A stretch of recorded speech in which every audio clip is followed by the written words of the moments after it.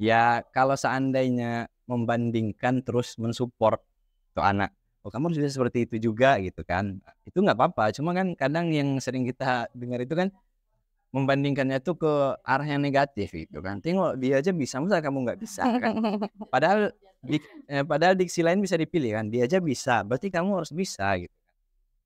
Pemilihan diksi aja berpengaruh besar gitu kan. Karena apa? Menurut orang tua kami, ketika anak menyembunyikan sesuatu, gitu kan, tidak cerita ke orang tua, maka mereka tetap akan membutuhkan sosok lain untuk bercerita, gitu. Karena kita pasti nggak bisa memendam rasa sendiri, gitu kan. Jadi kadang orang tua gimana kalau misal mungkin memang ada temen yang lagi deket gitu, dan disitulah orang tua bisa mengarahkan ke hal yang lebih baik.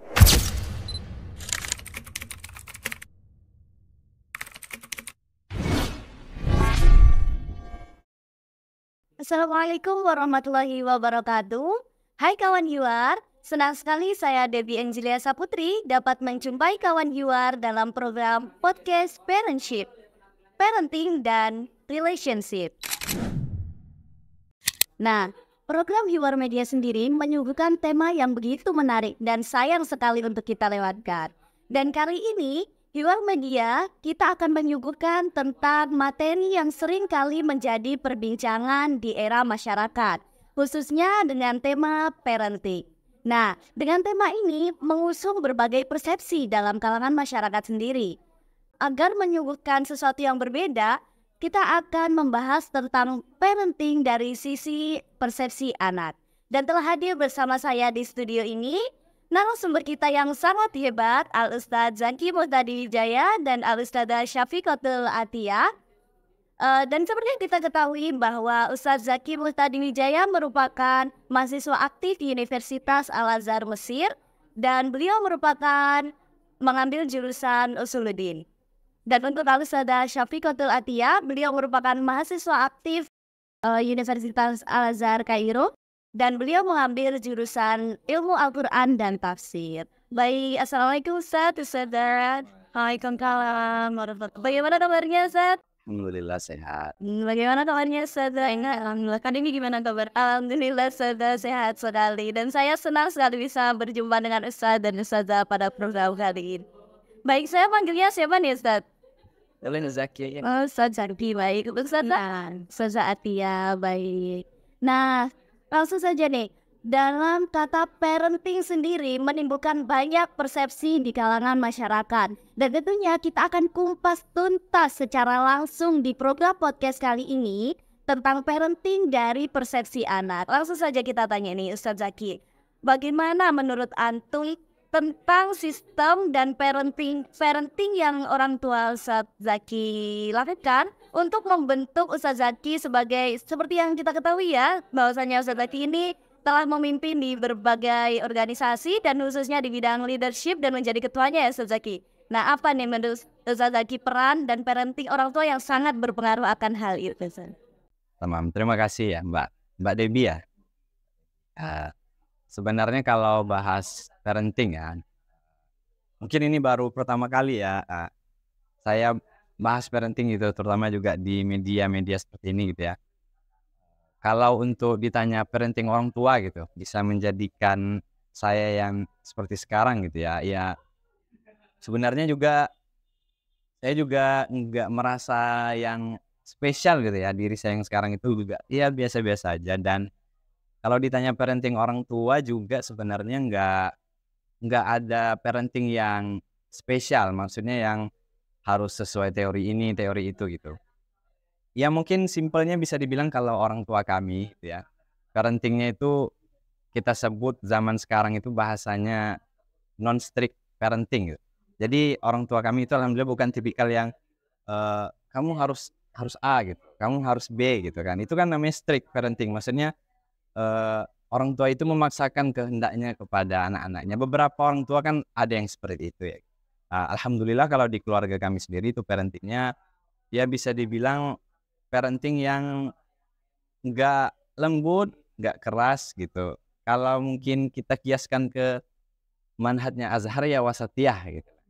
Karena orang tua sejauh ini sih alhamdulillah memberi ruang yang cukup ya untuk kami anak-anaknya memilih mau jadi apa, mau melakukan apa itu diberi kebebasan demokratis gitu. Dan juga tetap dipantau tentunya. Maksudnya kalau seandainya hal itu masih dalam ruang lingkup yang baik ya masih disupport. Tapi kalau seandainya itu justru merugikan orang lain gitu kan, keluarga dan juga diri sendiri ya itu tetap dinasihati. Jadi kalau ditanya parenting ya nggak ada yang spesial, parentingnya biasa saja, berjalan seperti biasa saja. Jadi simpelnya ya itu tadi, kalau di keluarga kami yang nggak keras, nggak lembut ya tengah-tengah lah gitu. Berarti strict parenting sendiri menurut Ustaz Zaki akan memberikan dampak negatif ya, Ustaz? Kalau menurut anak pribadi ya, pandangan anak ya kebanyakan kalau kita lihat fakta yang ada tentunya iya gitu. Karena nggak semua anak itu yang bisa apa ya bahasanya mengontrol diri gitu. Kadang ada orang tua yang mungkin dalam hal menegur anak misalnya, itu sering main fisik gitu, atau kata-kata verbal yang kasar, atau bahkan banding-bandingin dengan itu kan kalau memang dasar anaknya itu nggak kuat mentalnya, itu justru malah membuat dia semakin down atau mentalnya semakin jatuh gitu. Tapi ada juga beberapa anak-anak yang memang dia bisa memahami nasihat bentuk apapun dari orang tuanya ada. Jadi kalau anak pribadi sih melihatnya strict parenting itu bukan pilihan gitu ya. Jadi ya kita juga di dalam Islam mungkin kelembutan itu kayak suatu hal yang lebih baik gitu daripada hal-hal yang keras. Jadi kalau anak sih lihatnya strict parenting itu bukan cara parenting yang bagus gitu. Kalau menurut anak pribadi ya. Berarti tetap harus kondisional dan melihat karakteristik anak sendiri. Karakternya. Yang dan paling terpenting juga di luar parenting apa ya, hal yang terpenting dalam parenting itu menurut Anda juga itu komunikasi. Jadi hubungan antara orang tua dan anak itu harus dibangun sesuai kondisinya masing-masing. Nah, seperti yang kita tahu bagaimana nih menurut Ustazah Atia. Dan seperti yang kita ketahui bahwasanya Ustazah Atia ini merupakan pembina Rumah Hiwar Angkatan 2. Bagaimana Ustazah? Baik, terima kasih waktunya Kak Debbie. Saya setuju sekali ya dengan yang disampaikan oleh Mas Zaki terkait non-strict parenting, karena memang orang tua saya juga begitu. Jadi memang kita tidak ada keharusan atau dipaksa dalam artian untuk menentukan sesuatu atau memilih sesuatu gitu. Akan tetapi kita lebih diarahkan tadi, lebih diarahkan. Dan sebenarnya itu banyak manfaatnya. Kemudian orang tua saya sendiri sebenarnya juga kami dari kalangan yang biasa saja. Dan mungkin tidak cukup tahu tentang teori-teori parenting yang banyak digalakkan oleh influencer zaman sekarang mungkin ya. Cuma pada prakteknya saya sangat bersyukur karena itu sangat benar membentuk kepribadian saya sampai saat ini. Bahwa prinsip beliau, orang tua saya adalah bahwa kami nggak bisa mewariskan apapun, kami nggak bisa mewariskan harta, tapi kita bisa mewariskan pendidikan. Gitu. Jadi memang dari kecil sudah diarahkan, diceritakan gitu tentang bagaimana pentingnya pendidikan, bagaimana pendidikan itu bisa mengubah hidup, kemudian bagaimana pendidikan itu bisa membuat kita hidup dengan lebih nyaman, lebih tenang dan sebagainya. Gitu. Jadi memang ini untuk melanjutkan Ustaz Zaki itu, kami ini diberikan opsi sebanyak-banyaknya dan kita diberi kesempatan untuk memilih. Dan itu sudah dari usia dini, mungkin ketika masih kecil, masuk ke sekolah dasar gitu. Kami diberikan pilihan sebanyak-banyaknya karena mungkin orang tua mengetahui tidak punya cukup kapabilitas untuk memberikan semua pengetahuan itu. Jadi kami dimasukkan mungkin ke tempat les, kemudian jadi semua jenis les itu saya ikut. Dari mulai mungkin public speaking atau menulis, kemudian komputer, semacam bahkan tarik suara, main musik gitu. Tapi dengan itu saya jadi bisa memilih, oh saya lebih enjoy di mana. Ternyata saya punya passion di sini. Oh kok bidang ini saya agak susah ya gitu.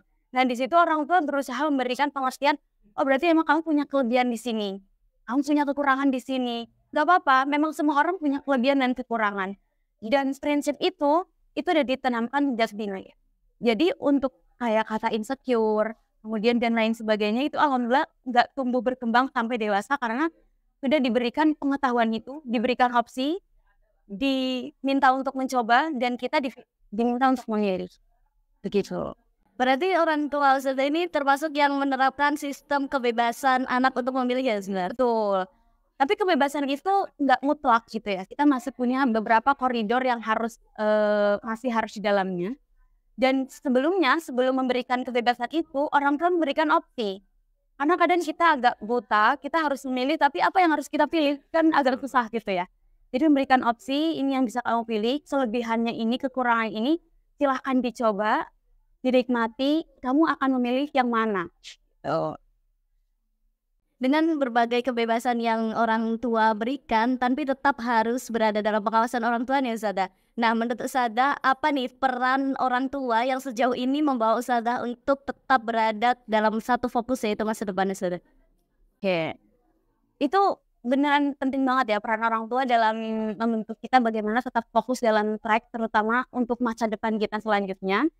Jadi memang karena mungkin saya anak pertama, kemudian waktu orang tua juga banyak di rumah, kemudian banyak menjalin kita hubungan mungkin dari semua dasar pengetahuan, entah itu membaca, menulis, membaca Al-Quran, Al-Fatihah, sholat, dan lain sebagainya, itu langsung diterapkan atau diajarkan oleh orang tua.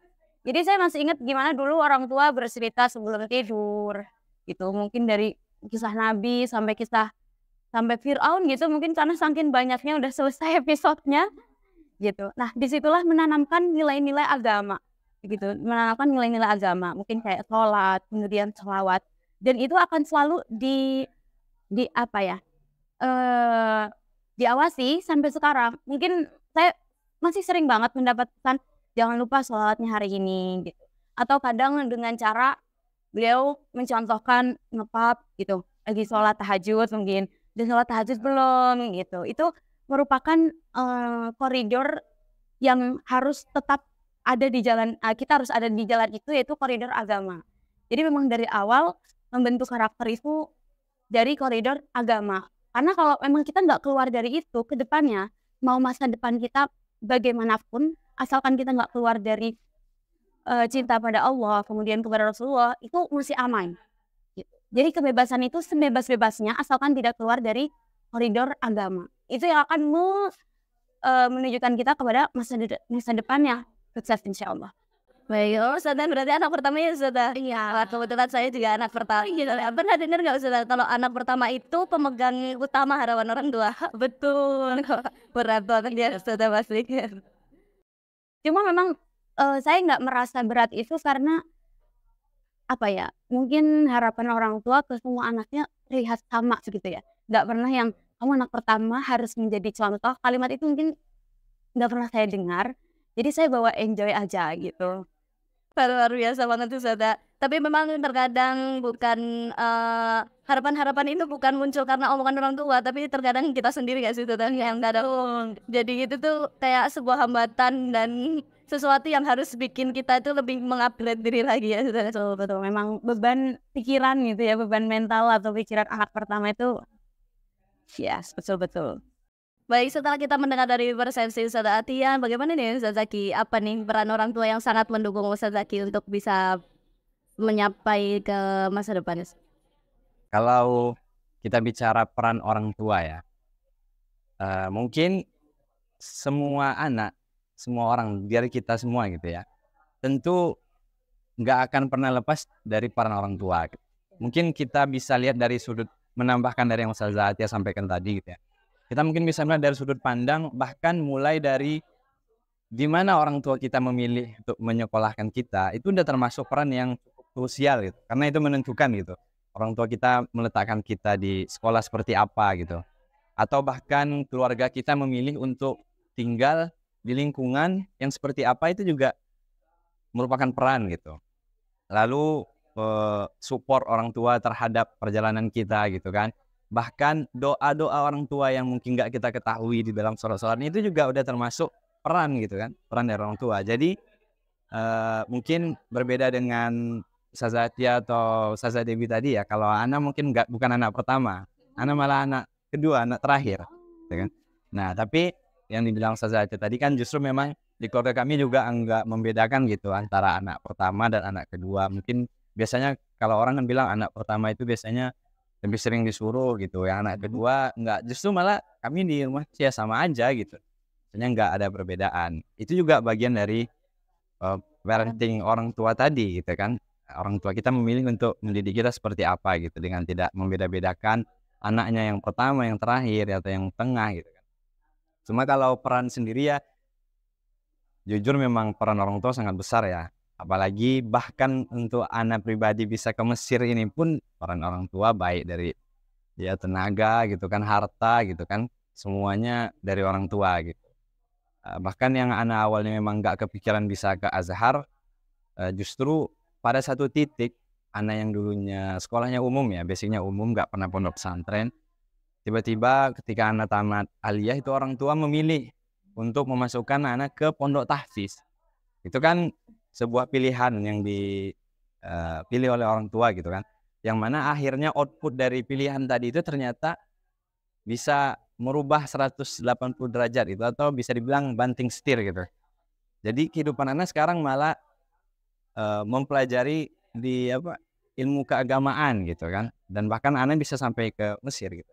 Itu kan peran dari pilihan orang tua anak tadi. Kalau seandainya orang tua anak nggak memilih untuk memasukkan anaknya ke pondok tahfiz, mungkin alih-alih dimasukkan ke les yang apa gitu untuk masuk UI atau gimana gitu kan, ya anak nggak akan sampai ke Mesir.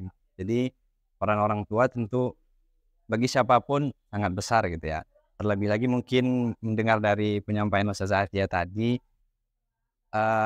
cukup berbeda banget gitu ya mungkin background keluarga Ustazah Atia dengan anak mungkin. Karena kami bisa dibilang backgroundnya umum gitu. Keluarga anak tuh lebih dominan ya ke pemerintahan. Jadi ibaratnya karena kami juga tinggal di kota gitu kan. Ya orang kota itu biasanya hanya sibuk dengan urusan duniawi gitu. Biasanya ya, gitu kan. Ya urusan akhirat itu secukupnya lah gitu. Secukupnya yang wajib-wajib gitu kan.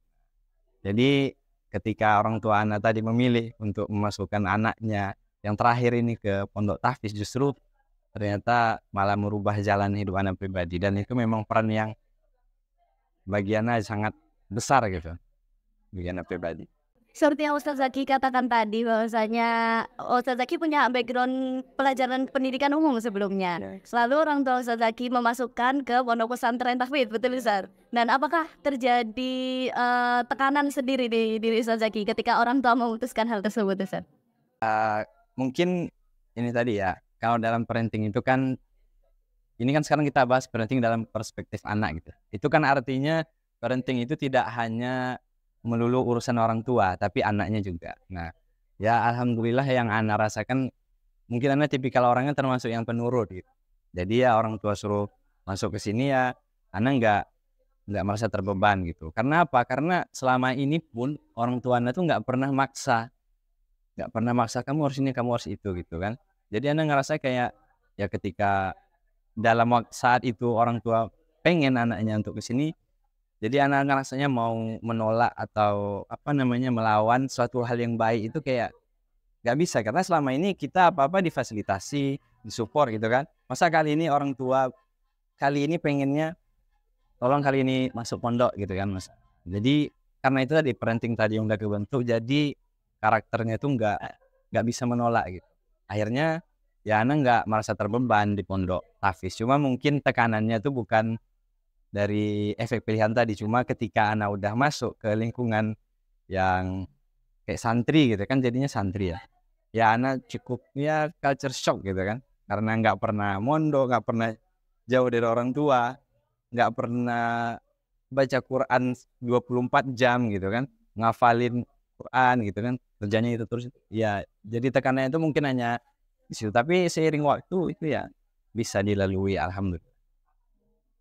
Dan ketika anak itu pasti ya Ustaz sudah memiliki sebuah kesalahan yang mana di situ terdapat peran orang tua untuk menegur dan memberitahu dan menasehati bagaimana cara untuk tidak melakukan kesalahan itu kembali. Nah, bagaimana menurut Ustazah Atia? Ya, ya itu namanya anak, ya kan? Semua orang tuh pasti melakukan kesalahan dan anak pun nggak akan lepas dari kesalahan dan mungkin itu banyak banget di hadapan orang tua. Cuma yang saya lihat, yang saya amati dari orang tua adalah beliau itu memberikan pengertian kata maaf itu sebagai suatu yang sangat besar gitu buat anak-anaknya. Dalam artian ketika kita melakukan kesalahan, kalau kita ditegur bahwa kamu salah ini dan diminta untuk meminta maaf. Nah, dari maaf itu kenapa saya mengatakan bahwa maaf itu punya nilai yang sangat besar, karena begitu saya minta maaf, maka ketika orang tua ya udah dimaafkan, jangan diulang lagi, maka keadaan itu berubah total dari yang mungkin sepertinya tadi marah gitu ya, kurang suka dengan perbuatan kita, kesalahan kita. Begitu ketika kita minta maaf dan dimaafkan, kemudian itu berubah 180 derajat, langsung udah yuk kita makan, ayo kita have fun lagi, kita cerita lagi. Jadi menghadirkan di depan saya kata maaf itu, oh maaf itu emang sesuatu yang besar. Dengan kita minta maaf, keadaan itu berubah gitu. Karena mungkin beberapa ada orang yang maaf itu hanya ya udah dimaafkan, tapi keadaan tetap saling diam gitu. Jadi alih-alih orang tua saya itu memilih diam ketika anaknya salah, didiamkan agar anaknya sadar, mereka justru mengatakan bahwa ini salah, coba menurut kamu kesalahannya di mana, silahkan minta maaf. Dan ketika minta maaf itu tadi, ya sesuatu yang besar perubahan itu terjadi. Jadi di diri saya tuh, oh maaf itu emang berguna, maaf itu punya nilai yang sangat tinggi gitu. Dan yang saya suka lagi dan saya bersyukur atas itu, orang tua saya termasuk berprinsip bahwa kesalahan anak itu tidak boleh keluar dari pintu rumah. Ya, kesalahan anak itu nggak boleh keluar dari pintu rumah. Jadi ya udah hanya kita yang tahu, hanya anak yang tahu. Kemudian beliau juga tidak pernah menceritakan kesalahan anak satupun ke orang lain, bahkan tetangga mungkin gitu. Dan itu yang membuat saya itu enggak rendah diri. Artinya tuh enggak dijatuhkan mentalnya gitu. Tuh, karena kesalahan kita dipahami, dimaafkan dan tidak sampai keluar dari pintu rumah. Kemudian poin yang penting lagi adalah alhamdulillahnya juga orang tua tidak pernah mengungkit kesalahan masa lalu. Itu mungkin privilege yang tidak semua orang punya gitu ya. Kadang kita sudah dimaafkan, kemudian ketika ada kesalahan lain, dulu kamu begini, begitu kan. Jadi kita udah minta maaf, lalu apa gunanya maaf kita ketika selalu dibahas. Jadi kesalahan-kesalahan masa lalu saya merasa itu udah dilupakan gitu. Jadi itu bikin yang kita semangat juga ketika melakukan kesalahan, mau minta maaf, kita merasa orang tua menerima kita, dan itu sangat berarti untuk saya sampai saat ini. Berarti nggak dengan marah gitu ya, Ustazah? Alhamdulillah. Nah, bagaimana nih kalau biasanya ada tuh tipe orang tua yang kalau misalnya anaknya salah dimarahin, dan gimana tuh, Ustaz? Kalau menurut Ana ya, mungkin menambahkan dari yang Ustazah Atia tadi sampaikan, kalau Ana mungkin ingin memberi sudut pandang yang lain. Ayah Ana gitu ngasih prinsip dulu. Ana ingat betul pas ketika Ana SMP kelas 1, di saat Ana duduk di meja makan, waktu itu cuma minta bantuin bikin pidato perpisahan dengan sama orang tua. Terus ayah Ana tuh ngasih prinsip gini gitu.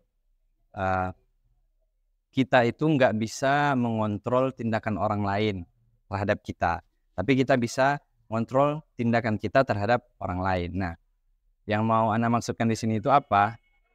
Ya itu tadi, ketika orang tua menegur seorang anak gitu kan.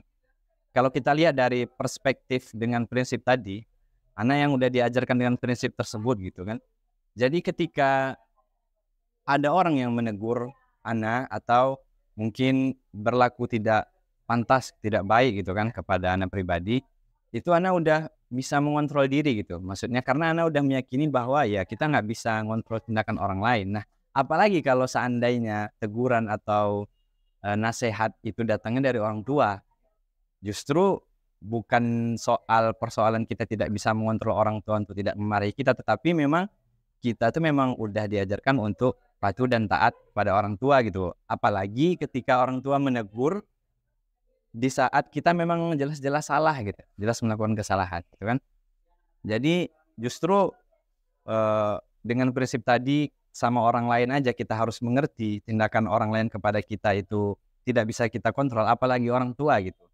Bahkan teguran orang tua itu justru untuk kebaikan kita sendiri. Jadi kalau anak pribadi sih, ya kan kita sering melakukan kesalahan lah gitu. Baik misalnya pekerjaan rumah gitu, itu sering ditegur kalau ayah anak itu tipikalnya itu sering nyindiran gitu. Memang keluarga kami nggak pernah pakai fisik ya, alhamdulillah gitu kan, mukul atau apa nggak pernah. Tapi lebih sering kesindiran gitu kan. Kok gitu aja kasar tangannya. Misalnya ada keran gitu patah gitu kan. Nah tapi beberapa orang mungkin menganggap itu kalau dia memang baperan gitu kan, dia langsung apa ya bahasanya ngambek gitu ya kan, ngambek gitu kan. Padahal orang tua negur yang benar gitu kan, memang keran itu rusak gitu kan. Cuma anak karena ya diajarkan dengan prinsip tadi, anak bisa nerima gitu kan. Akhirnya kata-kata Ustaz Satya tadi ya kita minta maaf sebagai anak, dan bukan cuma maaf doang ya, kita perbaiki kesalahan kita. Nah itu bisa dibentuk, karakter seperti itu bisa dibentuknya gimana caranya? Ya dari parenting orang tua tadi.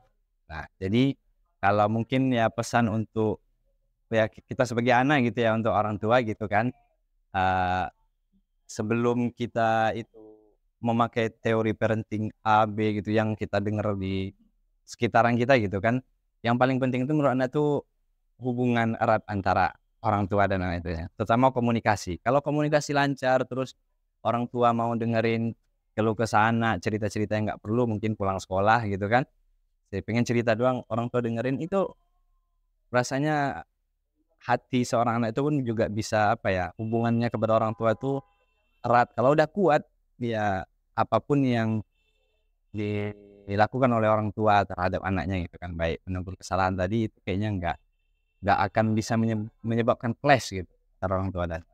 Nah, seperti yang Ustaz Zaki katakan nih, menyinggung tentang komunikasi. Bagaimana nih cara membentuk komunikasi antara orang tua dan anak, atau sebaliknya, yaitu antara anak dan orang tua sendiri? Kalau komunikasi ya, kalau yang udah Hana sampaikan di awal juga tadi ya, karena orang tua kan cukup apa bahasanya demokratis lah gitu ya kan, kayak Ustaz Zatia kan dikasih pilihan gitu kan. Kalau komunikasi di keluarga kami sih mungkin kalau bisa kita bilang itu komunikasi antar subjek gitu. Karena bahasa lainnya mungkin komunikasi terbuka gitu, bahasa simpel. Karena ada juga komunikasi di mana memang orang tua itu memposisikan dirinya itu sebagai subjek dan anaknya sebagai objeknya gitu. Itu kan dua hal yang berbeda. Kalau komunikasi antar subjek itu misalnya saya menyampaikan A, terus saya mendengarkan pendapat B dari Ustazah Debbie gitu, dan Ustazah Debbie juga mendengarkan pendapat saya gitu. Itu komunikasi antar subjek gitu. Tapi kalau komunikasi antar objek itu, saya misalnya sebagai orang tua, saya nyampaikan A, lalu saya memandang anak itu sebagai objek, otomatis anak itu harus ikut apa kata saya. Nah, jadi kalau menurut anak komunikasi orang tua sebagai subjek dan anak sebagai objek itu mungkin yang kurang cocok gitu. Alih-alih seperti itu di keluarga kami alhamdulillah ya, orang tua mungkin bisa kita bilang itu apa ya, lebih aktif mendengarkan gitu. Jadi keluh kesah kami anak-anaknya didengarin. Kami pengennya apa, difasilitasin gitu kan. Terus kami misalnya lagi jatuh atau mungkin nilai sekolah jelek gitu, itu nggak dimarahin gitu. Cuma ya mungkin belajarnya lebih giat lagi atau dimasukkan ke les gitu. Nggak pernah dimarahin, ini kenapa nilainya jelek, kenapa teman kamu, apalagi sampai membandingkan ke teman yang lain, itu justru lebih parah lagi gitu kan. Udahlah dia komunikasinya antar subjek dan memandang anak sebagai objek, dia banding-bandingin lagi ke subjek yang lain yang di luar gitu kan, yang di luar lingkarannya, kan itu nggak perlu. Jadi kalau menurut anak sendiri sih, komunikasi itu ya bagusnya orang tua itu ya simpelnya itu nganggap anak itu sebagai teman juga. Ada masanya sebagai teman, ada masanya sebagai anak yang harus menuruti perintah orang tua. Dan sekarang nih lagi ramai ya Ustaz, orang tua ini banding-bandingin anaknya sama yang lain gitu. Ya memang kayaknya udah dari dulu kayaknya gitu kan. Kita juga sering dengar gitu teman-teman atau orang sekitar kita gitu. Ya kalau seandainya membandingkan terus mensupport tuh anak oh kamu harus bisa seperti itu juga gitu kan. Itu nggak apa-apa, cuma kan kadang yang sering kita dengar itu kan membandingkannya tuh ke arah yang negatif gitu kan. Tengok dia aja bisa, masa kamu nggak bisa kan? Padahal diksi lain bisa dipilih kan, dia aja bisa, berarti kamu harus bisa gitu. Pemilihan diksi aja berpengaruh besar gitu kan terhadap ini penggunaan kita. Nah, bagaimana nih menurut sudut pandang Saudara Tia? Terkait apa? Komunikasi atau membandingkan? Komunikasi antara anak dan orang tua ke anak juga, Saudara. Iya, saya setuju banget dengan Ustadz Zaki ini bahwa memang orang tua dan anak itu komunikasi harus dari dua arah. Dan lagi-lagi itu dibentuk tuh dari kecil, Kak Debbie. Memang nggak bisa ya tiba-tiba kita yang awalnya jarang komunikasi, kemudian ketika dewasa diminta komunikasi, anak agak segan gitu.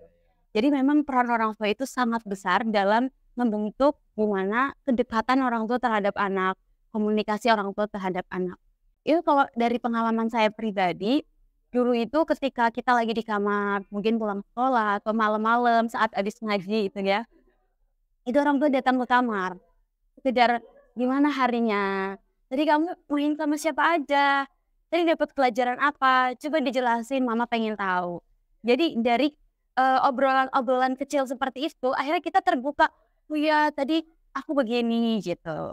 Jadi memang orang tua yang harus mendatangi dulu anaknya. Karena apa ya? Karena anak-anak kecil itu mereka belum tahu ya, mereka harus bersikap seperti apa. Dan ini peran aktif itu ada di tangan orang tua.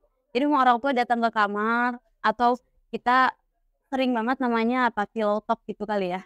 Kalau malam-malam itu sambil cerita, itu cerita-cerita hal random aja. Tapi disitulah membangun kedekatan komunikasi antara orang tua dan anak.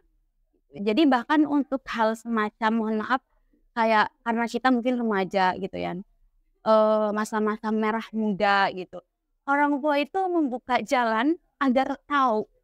Karena apa? Menurut orang tua kami, ketika anak menyembunyikan sesuatu, gitu kan, tidak cerita ke orang tua, maka mereka tetap akan membutuhkan sosok lain untuk bercerita. Gitu. Karena kita pasti nggak bisa memendam rasa sendiri gitu kan. Jadi kadang orang tua gimana kalau misal mungkin memang ada teman yang lagi deket gitu, dan disitulah orang tua bisa mengarahkan ke hal yang lebih baik. Karena itu tadi konsekuensinya, saya ulang sekali lagi, kalau orang tua nggak bisa menempatkan sebagai teman cerita, pendengar, maka kita akan mencari opsi lain untuk mendengarkan. Dan kadang pendengar kita itu belum tentu loh memberikan nasihat yang baik. Seperti halnya orang tua menjadi pendengar kita pasti memberikan nasihat yang baik. Jadi memang alhamdulillah komunikasinya sangat lancar. Itu mungkin untuk setiap kegiatan yang saya lakukan, saya akan kabarin mau ini, kemudian minta doanya. Karena itu memang ya, doa orang tua adalah satu-satunya yang sampai saat ini saya masih percaya itu yang akan mengiringi kita, memudahkan kita dalam hal apapun. Berarti kedekatan sendiri dapat dibangun dengan komunikasi yang baik antara orang tua dan anak ya. Itu betul ya. Dan itu tadi harus dimulai dari orang tua dalam mendekati anaknya gitu. Dan juga harus saling keterbukaannya. Betul. Dan menurut Ustaz Zaki sendiri, bagaimana parenting atau pola pengasuhan orang tua sehingga membentuk kesempatan dalam mengambil setiap keputusan dalam hidup Ustaz Zaki?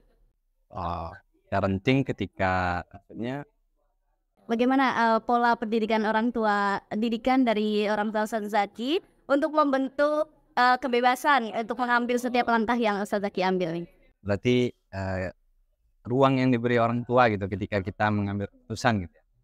Kalau di keluarga kami pribadi, mungkin singkatnya ini bisa jawab ya, saya kita bilang 80% itu keputusan kayaknya ada di kami anak-anaknya. Jadi orang tua enggak, ya seperti yang udah Anda sampaikan juga beberapa kali tadi sebelumnya kan, bahwa orang tua enggak mengekang gitu kan. Nah, jadi keinginan kami anak-anaknya apa itu difasilitasi. Bahkan Anda rasa sampai hari ini pun keputusan-keputusan yang Anda pilih itu kayaknya dominannya itu memang dari kami anak-anak yang enggak. Ya tentu ada ini campur tangan orang tua, misalnya apakah keinginan kita itu dilihat dulu gitu, baik apa enggak gitu kan. Kalau seandainya baik dan enggak merugikan gitu kan, ya orang tua support dan diberi ruang yang seluas-luasnya gitu untuk mengambil keputusan yang kamu mau apa. Berarti orang tua Ustadz Zaki ini tipikal orang tua yang memberikan ruang untuk anak berpikir sendiri ya, Ustadz? Iya betul. Iya, memberikan ruang dan tetap memantau tentunya. Dia tidak membiarkan gitu ya.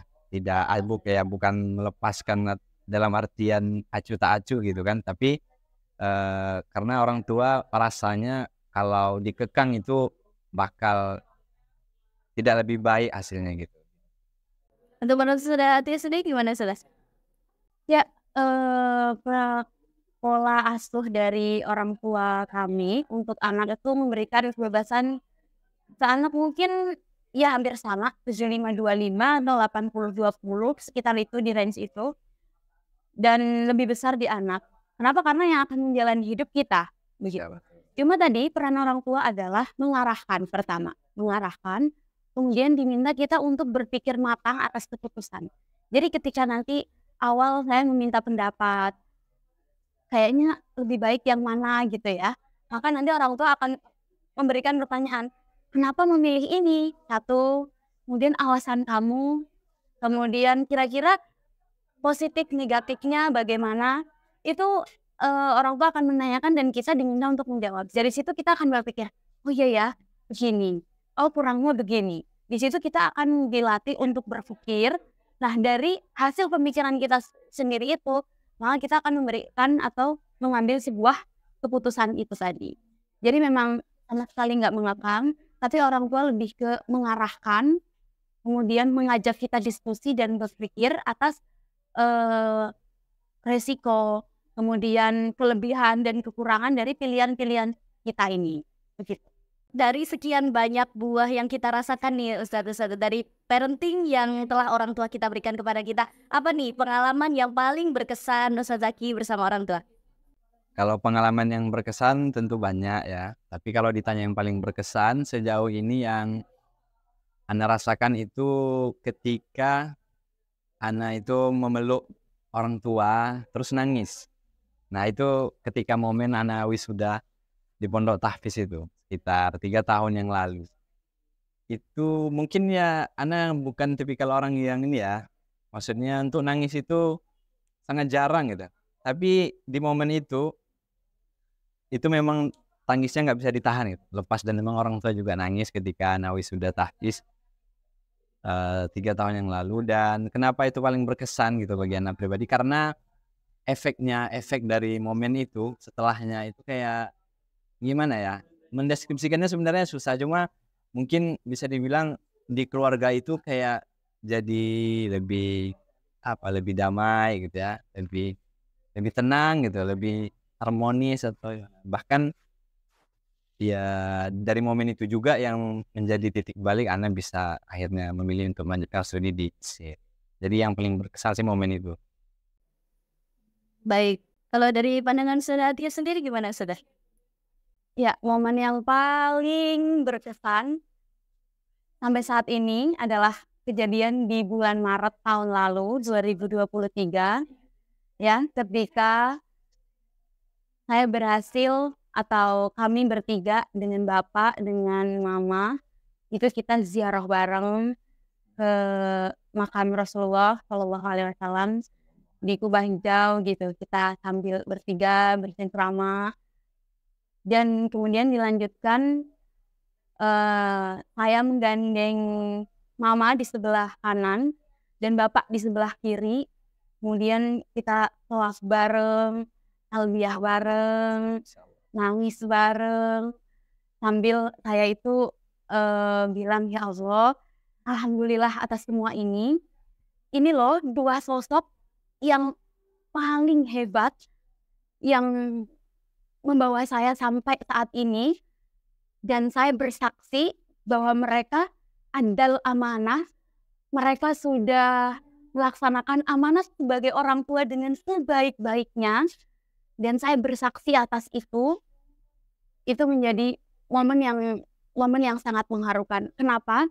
Karena saya berkali-kali itu selama tawaf saya cuma bilang kalau mereka yang membawa saya, mengantarkan saya bisa kenal kepada Gusti Allah, kepada Rasulullah, mereka yang menanamkan kepada saya cinta kepada Allah dan cinta kepada Rasulullah. Sekarang kita bertiga di sini dan iya, saya bersaksi mereka adalah amanah. Gitu. Terima kasih. Mungkin ada nih Ustadz ada pesan tersendiri untuk audiens kita. Ya, buat teman-teman semua, kita semua tahu bahwa kita adalah manusia yang banyak salahnya. Maka dari itu mungkin kita sebagai anak harus memaafkan kesalahan-kesalahan orang tua, karena orang tua juga belajar jadi orang tua, kita pun belajar jadi anak. Jadi kita memang gak bisa memilih dari orang tua mana kita dilahirkan dengan pola pikir dan karakter seperti apa, tapi kita bisa mengusahakan kelak akan menjadi orang tua seperti apa dan bagaimana mengasuh anak-anak kita. Nah kawan Hiwar, kita sudah mendengarkan secara langsung pemaparan yang sangat luar biasa dan tentunya dari narasumber kita yang sangat luar biasa pula. Dan kita dapat menyimpulkan bahwa parenting dapat mempengaruhi pola pikir seorang anak. Dan masa depan bahkan karakteristik seorang anak dapat dipengaruhi dari bagaimana pola didikan orang tuanya. Terima kasih Ustadz telah berbagi pengalaman dalam podcast kita kali ini. Semoga diberikan kelancaran, di program studinya dan di segala urusannya. Semoga selalu diberikan kelimpahan keberkahan juga. Baik kawan Hiwar, sampai jumpa kembali di podcast Hiwar Media selanjutnya. Jangan lupa like, komen, dan subscribe. Saya Debbie Angelina Saputri, mohon pamit undur diri dan sekian. Terima kasih. Wassalamualaikum warahmatullahi wabarakatuh.